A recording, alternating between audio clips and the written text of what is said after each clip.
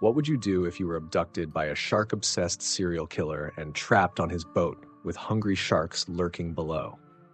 Dangerous Animals 2025 is an Australian survival horror thriller directed by Sean Byrne, where a peaceful coastal trip turns into a deadly hunt. With an IMDb rating of 6.4 out of 10, it's a tense fight to survive a predator who never stops hunting.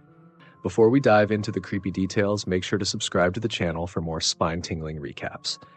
All right, turn down the lights. It's time to meet Dangerous Animals.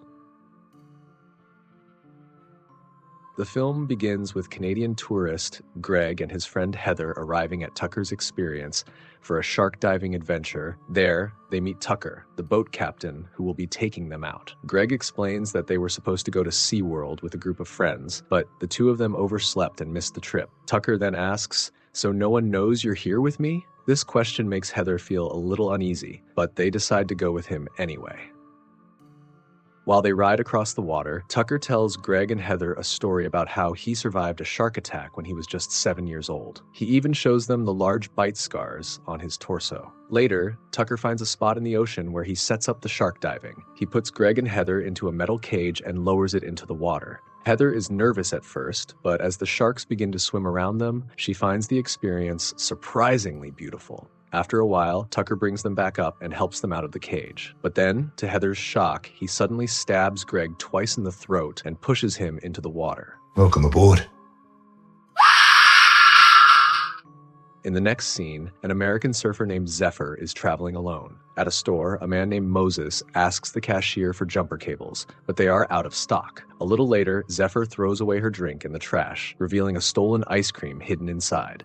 She then runs into Moses, who asks her to help jumpstart his car. When she hesitates, he blackmails her, saying he'll tell the store she stole the ice cream if she doesn't help him. Feeling annoyed but having no choice, Zephyr agrees and drives Moses to his car. She helps him get it started. They talk about surfing and share stories about their lives. Later that night, Zephyr and Moses end up spending the night together. Early the next morning, Moses wakes up and goes to make breakfast for Zephyr, but when he comes back, he sees that Zephyr is already gone. She has headed to the beach.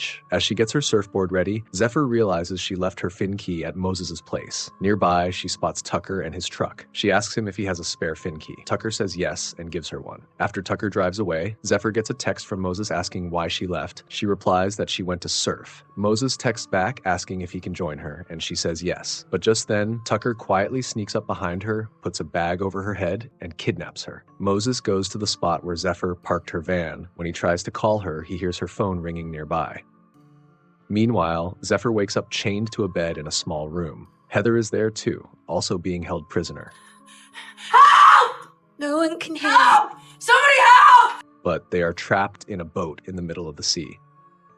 Later, while Moses is on his way to work, he sees Zephyr's van being towed. This makes him worried. He quickly goes to the police station to report her missing. The officer hesitates when he finds out Moses has only known her for 11 hours and isn't sure it's serious. But Moses insists they file the report. When the officer asks for Zephyr's last name, Moses goes silent. He doesn't know it. In the following scene, Zephyr tries to break the cuffs holding her to the bed. Then she sees that Heather's bikini top has an underwire. Heather gives it to her, and Zephyr starts using the wire to pick the lock. But before she can finish, Tucker comes in with food and water. Zephyr quickly hides the wire. Tucker offers them water. They both drink it, so he will leave, and Zephyr can try again. After he leaves, Zephyr keeps working on the cuffs, but soon she feels dizzy, and Heather passes out. Tucker returns, finds the hidden wire, foiling Zephyr's escape plans. That night, Zephyr wakes up after being drugged by Tucker. She finds herself tied to a chair while Heather is tied to a harness. Tucker cuts a piece of Heather's hair and then wakes her up. He slowly lowers Heather over the water. Tucker takes out his camera. Sharks start to gather below, drawn by the chum he poured into the water.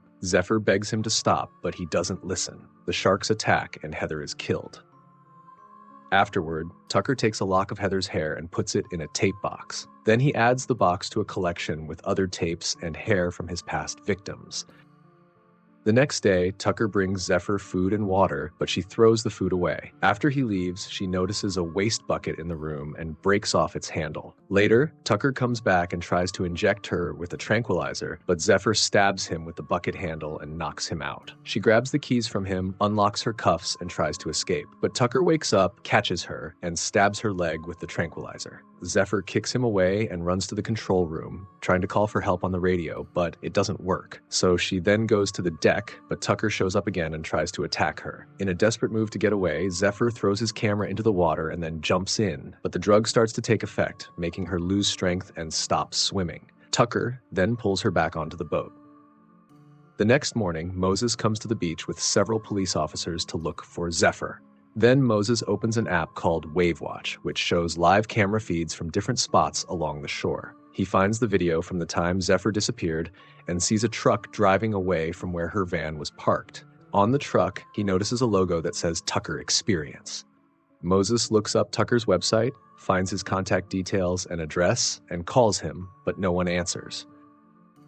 Meanwhile, Tucker is in town trying to buy a new camera because his old one was destroyed the night before. Later, Moses goes to Tucker's address but can't find him anywhere. Suddenly, he hears Zephyr's muffled screams. He quickly breaks a window, climbs inside, and follows the sound until he finds her. Shocked, he removes the tape from her mouth. Zephyr urgently begs him to find something to unlock her chains and call the police before Tucker returns. While Moses is making the call, Tucker attacks him and a violent fight breaks out. During the struggle, Moses overpowers Tucker and starts choking him, when suddenly, Dave knocks Moses out, thinking he's an intruder. But when Dave hears a woman screaming from downstairs, Tucker slams an axe into his head, killing him. Later, Tucker decides to take the boat out to a different spot, whereas Moses is tied to a bed beside Zephyr. He apologizes for not being able to save her and asks why she left that morning. Zephyr says she's better off alone, but Moses disagrees, telling her he knows the kind of person she is and that she hasn't had enough people care for her.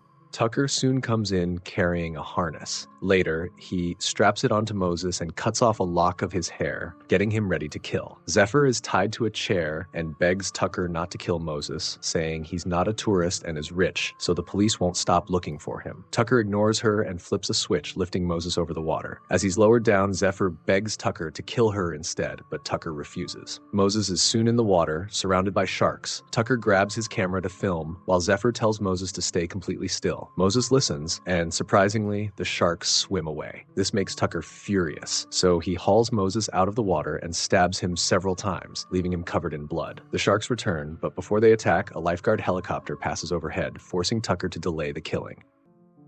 In the next scene, Moses is unconscious from losing too much blood, while Zephyr tries to break her thumb to slip out of the handcuffs. Just then, Tucker comes back with food and tells her that she and Moses aren't meant for each other because Moses is too weak. Before leaving, Tucker says he has a feeling tonight's show will be unforgettable. After he's gone, Zephyr tries again to free her hand, but even with her thumb broken, it doesn't work. In desperation, she bites her thumb as hard as she can, crying from the pain. In the next scene, Tucker returns and is shocked to find Zephyr missing from her bed. He doesn't know she's hiding behind the door. She quickly slips out and locks him inside before running off.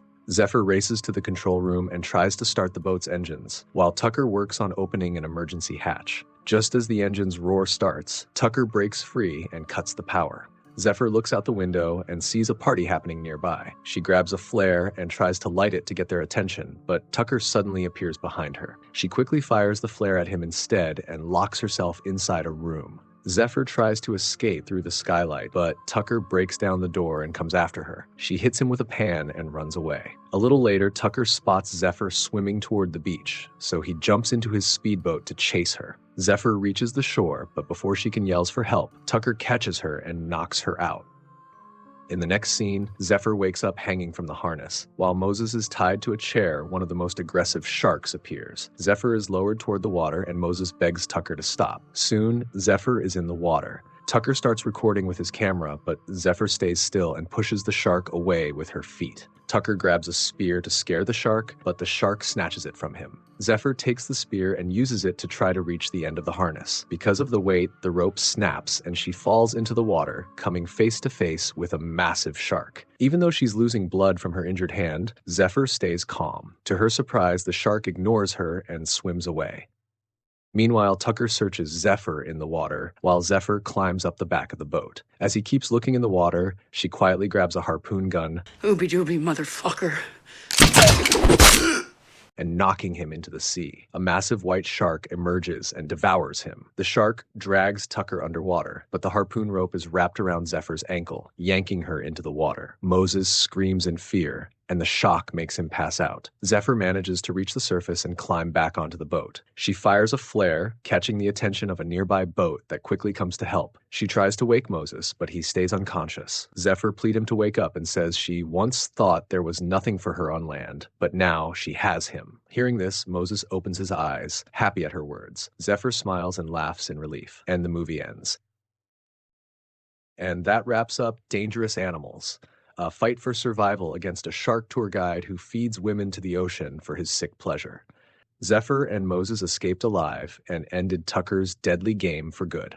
If you enjoyed this recap, don't forget to like, share, and subscribe, and hit the bell for more chilling movie stories. And remember, sometimes the most dangerous animal is wearing a human face. Until next time, stay curious and stay safe.